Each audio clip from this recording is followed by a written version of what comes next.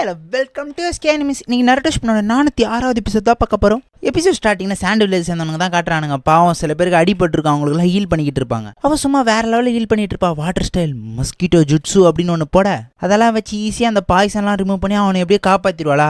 காப்பாற்றினோடனே thanks எங்களை காப்பாற்றுக்குன்னு சொல்லி அந்த ஸ்க்ரால் எடுத்து நீட்ட, ஐயா உங்கள் ஸ்க்ராலுக்காகலாம் நான் உங்களை காப்பாற்றலை, என் கண்ணு முன்னாடி ஒருத்தன் உயிருக்கு போராடுறான் அப்படின்னா அவனை காப்பாற்ற தான் என்னுடைய வேலை அப்படின்னு சொல்லிட்டு இருப்பாளா. சரி இப்போ தான் அவங்ககிட்ட ஸ்க்ரால் வாங்கலன்னு தெரிஞ்சு போச்சுல, இந்த இடத்த விட்டு ஓடங்கடா அப்படின்னு சொல்லிட்டு இருப்பான் நான் அமீனோன்றவன். சரி வேற எவனா பாத்தியாடா, வேற எவனா கண்ணுக்கு படுறானா அப்படின்னு சொல்லி கேட்டுக்கிட்டு இருக்கேன். அந்த சென்சிட்டிவ் நிஞ்சாவும் பயங்கரமாக ட்ரை பண்ணிக்கிட்டு இருப்பான் அதோ ஜுட்ஸுவை போட்டு.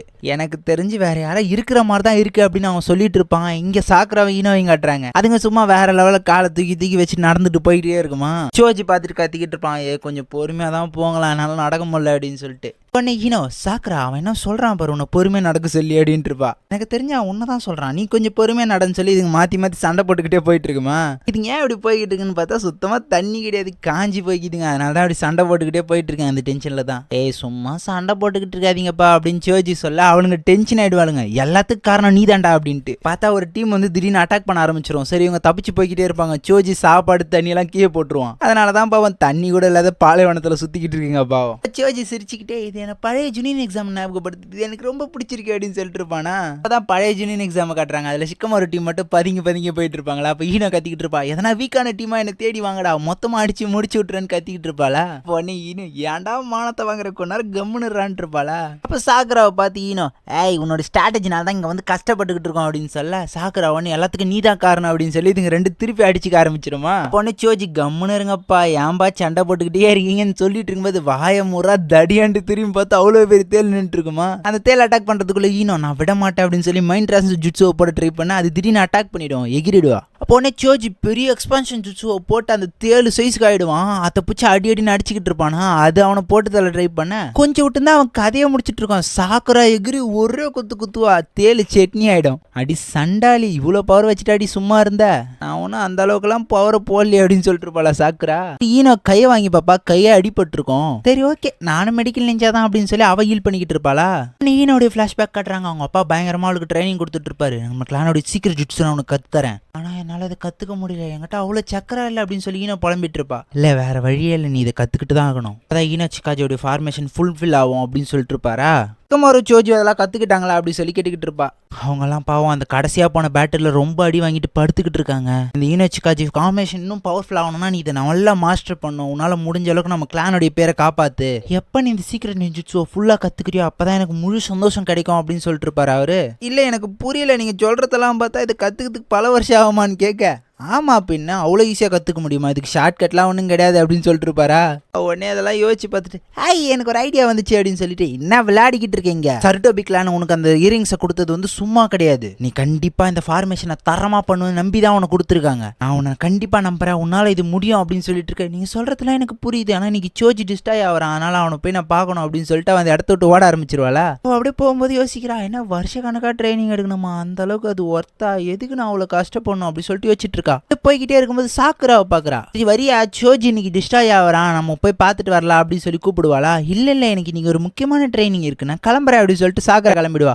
சோஜி வந்து சாப்பிட ஆரம்பிச்சிருவானா. இப்போ ஈனோ கேட்டுட்டு இருப்பா, சிக்கமாரு எங்க போயிட்டான் அப்படின்னு சொல்லி. ஆசுமா சென்சே அவன் ஒரு முக்கியமான மிஷினுக்காக வெளியூர் போயிருக்கான் அப்படின்னு சொல்ல, அவன் எல்லாம் நம்ம கொட்டிக்கிட்டு எனக்கு ஒரு மாதிரியா இருக்கு அப்படின்னு சொல்லிட்டு இருப்பா ஈனோ. சோஜி நன்றி சென்சே, நீங்க சோறு வாங்கி கொடுத்தது உண்மையாலுமே அருமையா இருக்கு அப்படின்னு சொல்லிட்டு வெளுத்து கட்டிக்கிட்டு இருப்பானா. அப்ப ஈனோ நான் உங்ககிட்ட ஒரு முக்கியமான விஷயம் கேட்கணும்டா சோஜி. ஆமா ஹாஸ்பிட்டல்ல இருக்கும்போது எல்லா நர்ஸையும் பார்த்து வலிஞ்சுக்கிட்டு இருந்தியே அப்படின்னு சொல்லி கேட்க, ஈனோ ஒரு முக்கியமான விஷயத்த தெரிஞ்சுக்க, ஒரு உண்மையான ஆண்மகன் நர்ஸை பார்த்தா வலியை தான் செய்வான்னு சொல்லிட்டு இருப்பானா.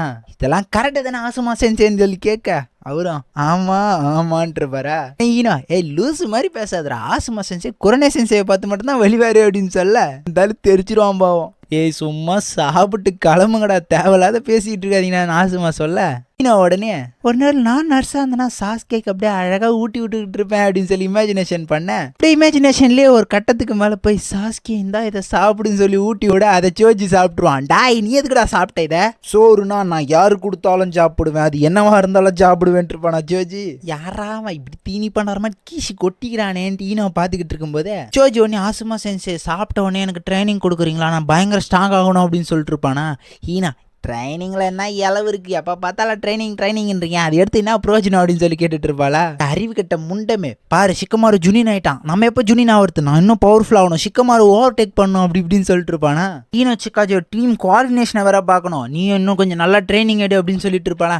நீ எல்லாம் எனக்கு ஒன்றும் சொல்ற அளவுக்கு ஆள் இல்லை நான் அப்படின்னு சொல்லிட்டு நான் ட்ரைனிங் எடுத்துட்டு இருக்கேன்னு சொல்லிட்டு இருப்பா. இங்க சாக்கராவை காட்டுறாங்க, சாக்கரா வேற லெவலில் ஹீலிங் ப்ராக்டிஸ் எடுத்துட்டு இருக்க. அப்போ சொன்னாரு சொல்லிட்டு இருப்பா, யாரும் உனக்காகலாம் வெயிட் பண்ண மாட்டாங்க, பேட்டில் ஃபீல்ட்ல நீ ரொம்ப முக்கியமான வேலை பண்ண போற, இல்லை நீ இன்னும் நல்லா ட்ரைனிங் எடுக்கணும், ஒரு உயிருக்கு ஈஸியாக காப்பாற்றுற அளவுக்கு நீ பயங்கரமா ட்ரைனிங் எடுக்கணும்னு சொல்லிட்டு இருப்பாளா. சாக்கராவை வேற லெவலில் ஹீல் பண்ணி அந்த மீனை உயிரோட வர வச்சிருவா. அதை பார்த்து கொஞ்சம் ஷாக்காக யாரா அது ஒளிஞ்சிக்கிட்டு இருக்குது அப்படின்னு சொல்ல ஹீனோ ஒளிஞ்சிட்டு இருப்பா. லேடி ஓக்காகே ப்ளீஸ் என்னையும் உங்க அசிஸ்டண்டா சேர்த்துக்க முடியுமா அப்படின்னு சொல்லி ஹீனோ கேட்பாளா. என்னாடி பைத்தியக்காட்சி மாதிரி பேசிட்டு இருக்க, ஏமான கக்கலான சேர்ந்தவங்களாம் ஹீல் கத்துக்க மாட்டாங்களே அப்படின்னு சொல்லிட்டு பார்த்துட்டு இருப்பாளா. சரி ஓகே, நீ எந்த அளவுக்கு ஒருத்தன்னு பார்ப்போம். சாக்கராக்கு ஒரு மீனை உயிரோட வர வைக்கிறதுக்கு 3 மாசம் ஆச்சு, நீ என்ன பண்றன்னு பார்ப்போம். இந்த ஆப்டபஸ்க்கு உயிர் வர வைன்னு சொல்லி ஒரு ஆப்டபஸை கொடுத்து இதை பண்ணு அப்படின்னு சொல்லி விட்டுருவாங்களா. ஆப்டபஸ்க்கு ஒரு மெயினான இதயமும் அப்புறம் 2 பிரான்ச் இதயமும் இருக்கும், அப்புறம் 8 காட்களும் இருக்கும். அதெல்லாம் நீ வந்து பயங்கரமா கத்துக்கிட்டு நீ ஹீல் பண்ண ஆரம்பிச்சாலே நீ மாஸ் காமிச்சிடலாம் அப்படின்னு சொன்னாலே சொல்லிட்டு இருப்பாளா. அதில் மெயினான விஷயம் ஒவ்வொரு உறுப்பும் கரெக்டாக அசம்பிள் பண்ணணும், அதுதான் மெயின் விஷயம். நீ அதெல்லாம் கத்துக்கிட்டாலே மாஸ் பண்ணிடலாம் அப்படின்னு சொல்லிட்டு இருக்க. எல்லாத்தையும் கேட்டுட்டு ஈனோ ஒரு மாதிரி நின்றுகிட்டு இருக்க. உடனே சாகரா கத்த ஆரம்பிச்சிருவா, ஹே ஈனோ நீ பயந்துட்டு இந்த இடத்த விட்டு ஓடிடு அப்படின்னு சொல்லிட்டு சொன்னாலே, நீ மூடு, நீ அந்த அளவுக்குலாம் ஒன்று கத்துக்கல அப்படின்னு சொல்லிட்டு இருப்பாளா. சாகராவை பார்த்து, நீ இந்த இடத்துல இருந்தா சும்மா குறைச்சி கொடுத்துட்டு இருப்பா, அந்த பக்கம் ஏன்னா புக்கு எடுத்து படிப்பா அங்கிட்ட அப்படின்னு தொத்தி விட்டுருவாளா. ஈனோ எங்க ட்ரைனிங் எடுக்க ஆரம்பிக்கிறா. சுனாடே பாப்பா, யாரா இவெல்லாம் வந்திருக்காளே, இவெல்லாம் வருவான எதிர்பார்க்கலன்ட்டு பார்த்துட்டு இருப்பா. பார்த்தா ட்ரைனிங் பல நாட்களா நடந்துகிட்டே இருக்கு, அவளால முடியல சுத்தமா.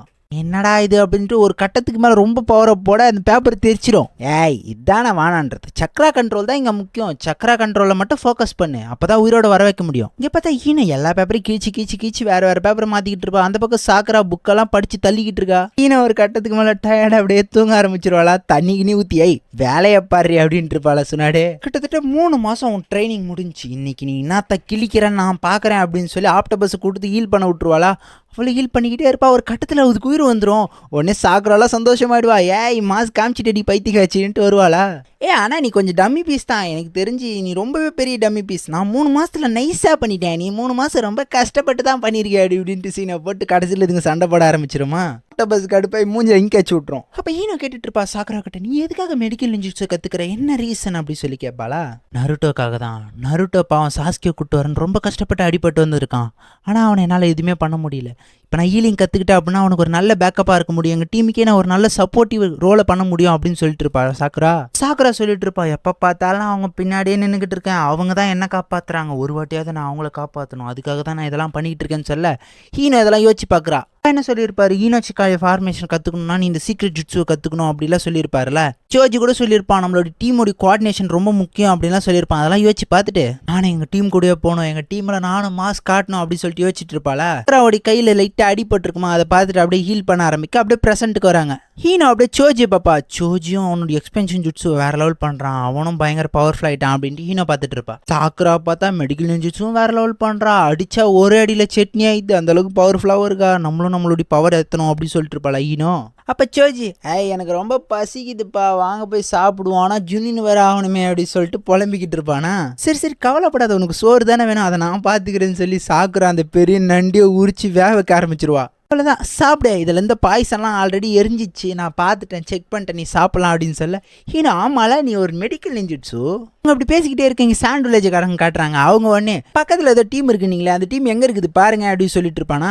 கண்டுபிடிச்சிடறாங்க, அது வேற யாரும் இல்லை, நம்ம ஈனோ சாக்கரா டீம் தான். உடனே அந்த பொண்ணு சொல்லிட்டு இருப்பான், அந்த டீம்ல எனக்கு தெரிஞ்சு 2 மெடிக்கல் நிஞ்சஸ் இருக்காங்க அப்படின்னு சொல்ல, இது 2 மெடிக்கல் நிஞ்சாவா, அதுக்கெல்லாம் வாய்ப்பு இல்லை, சரி ஓகே அதெல்லாம் பார்த்தா வேலையாகுமா, வாங்க நம்ம போய் ஆரம்பிப்போம் அப்படின்னு சொல்லி இவங்க கிளம்ப. வாங்க அதெல்லாம் பார்த்துட்டு இருந்தா வேலையாவது, ஸ்கிராலை பிடுங்கும் அப்படின்ட்டு இவங்க கிளம்பத்தோடு இந்த எபிசோட் முடியுது. அடுத்த எபிசோட் முடிஞ்சாலும் ஸ்பீடாக போட ட்ரை பண்ணுற சேனலுக்கு சப்ஸ்கிரைப் பண்ணிட்டு வீடியோ லைக் போட்டுருங்க. லாஸ்ட் எபிசோடில் கவுண்ட் பண்ணதெல்லாம் இவங்க தான், இவங்களுக்குலாம் ரொம்ப ரொம்ப தேங்க்ஸ்ப்பா. உங்கள் ஆதரவை கண்டினியூ கொடுங்க, உங்களால் முடிஞ்சதை கமெண்ட்டை போட்டு விடுங்க, எல்லா கமெண்ட்டுக்கும் ரிப்ளை கண்டிப்பாக வரும். சேனலுக்கு சப்ஸ்கிரைப் பண்ணிக்கோங்க. Bye all.